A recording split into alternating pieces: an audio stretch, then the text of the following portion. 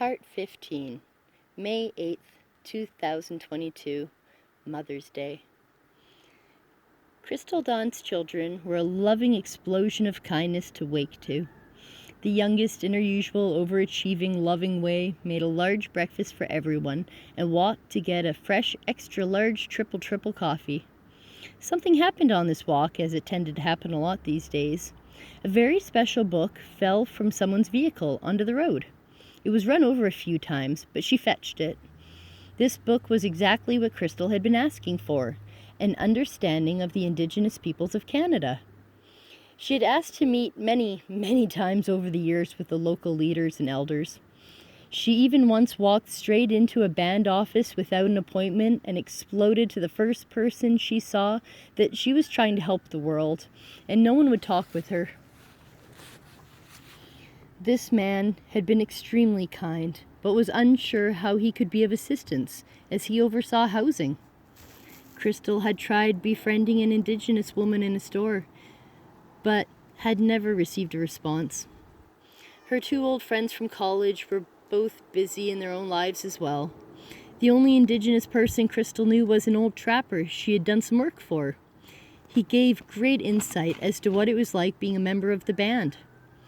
While he had been incredibly helpful in providing contact information for the band chiefs, he had a personal vendetta with politics, and it was difficult to direct these thoughts away from the injustices he had experienced. Crystal Dawn knew an Indigenous woman in Merritt when she was a child. She had been friends with the woman's children. Her name was Andrea, and she had 3 young children. She had told stories of working hard to not live on the reserve. She had a good office job and provided a nice home for her kids. She had a beautiful light in her that shone in her smile.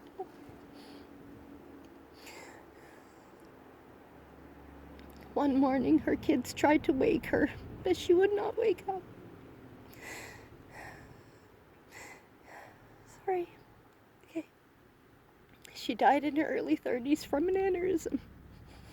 Her children went to live with family on the reserve. As a taxidermist, Crystal had met many Indigenous people wanting to sell animals or looking to have work done.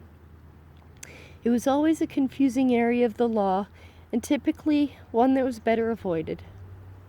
Even the conservation officers could not provide a straight answer as to what the laws were with Indigenous people and their possession and use of wildlife. Can you imagine a young white woman having to tell a grown Native man the government says he can't have that eagle without a permit from them? Therefore, she could not do the work for him because she couldn't take it without a permit or she would be charged. There was outrage, not at Crystal, of course, but at the system. She absorbed many rantings by many people over the course of her life. Thankfully, thanks, Kitty. Thankfully, Erasmus was deeply engaged with the new book. Oh, hang on. Yeah, there we go, sorry. Thankfully, Erasmus was deeply engaged with the new book their daughter had brought home, so he would be able to give Crystal highlights while she wrote throughout the day. This unfortunately became a twisted conversation where Crystal sulked off with hurt in her heart. This happened quite frequently and could be easily disregarded, but was typically still a reoccurring issue that did cut her deeply. Her partner had been reading and had questions on how an Indigenous society would thrive if the leaders that rose were not elders with beliefs rooted in culture, but rather the capitalists' beliefs to grow their communities economically. The problem was, it felt as though every time someone told Crystal they didn't understand something, she would try to explain. She wouldn't get a full sentence out half the time before being told, no, not like that, like this. This was incredibly frustrating because when people spoke, they didn't learn. They already knew that information. Then someone presents new information, and without even trying to gain an understanding of what information is being presented, it is already dismissed. That was how Crystal felt at her lowest. Dismissed, unworthy, disregarded. not worth hearing the thoughts, and not worth getting to know. It was a tune that rang throughout her whole life.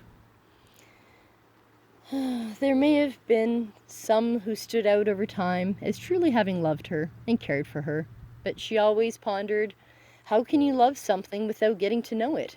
If you did love something, would you not want to know everything about it and marvel at its magnificence? That kind of love was deemed to not exist anymore. To even speak of it was to suggest that one person lived entirely for the other, and as their main priority and purpose in life. How dare one suggest such chains on another? They were not meant to be chains, but some people saw them as such, having experienced the bondage and lashings firsthand. Have you considered that? When a partner is subjected to verbal abuse, it is no different from being chained in your home every day after work, taking a verbal lashing. Some wounds went deep too. People did not consider the power of words anymore. If something was of a reason to cause suspicion, it was now sus. That's it. People hurled the most hateful, hurtful words and expected that the other person, a family member, a friend, coworker, just forget it and pretend it never occurred. It was one of the most common daily forms of brainwashing people did to each other and themselves. They said they were joking, they didn't mean it, oversensitive or too emotional. It became so commonplace to say hateful things that even the leader of Canada, Justin Trudeau, stated that the unvaccinated were misogynists and racists, making them enemies of the state. Crystal Dunn and her family were unvaccinated for COVID. She most definitely was not a misogynist and had been previously engaged to an African man. There was no racism in her blood. There also was no substance in her blood, enforced upon much of the world. There were few people remaining that had this pure blood. In every scientific experiment, there is always the control group that does not get tested. How else would you be able to get proper data from the effects of the study? There was something about the blood. It hadn't happened yet, but the stage was ripe for a most terrible occurrence. It was not foreseen by some spiritual guidance, but rather scientific logic with a touch of personal experience. Jehovah's Witnesses were somewhat known for their stance against blood transfusions. There were recorded cases where a Jehovah's Witness child had been forced to transfusion by either a judge or doctor, and the child either died or was handicapped for life. These were true stories. Not all blood transfusions save lives. Crystal's father had been a strong believer, though, and one of his greatest sacrifices to mankind, or at least Canadians, was to live a clean, drug and tattoo-free life so he could donate blood regularly. In total, his sacrifice could have saved 503 Canadians. That was how many people now were a part of Crystal's family through blood. She was never able to be proud of him for this, of course. Did you know, now with the great COVID in 2022 in Canada, Canadian Blood Services is accepting blood from any vaccinated individuals within any time frame of having been vaccinated without any record being made as to which type of vaccine is in the blood? Bag upon bags of blood that would have previously have a strict policy for donations was now not even recording the data that could potentially be life-threatening, potentially, as was the problem without the rushed vaccine cures. There hadn't been time for the testing to occur. Would they have really taken the time also to know the long-term effects of transfusing blood between individuals with different vaccines? This was an unknown variable, and the world was busy with problems, avoiding problems, entertainment, life stress, work, health, and finances.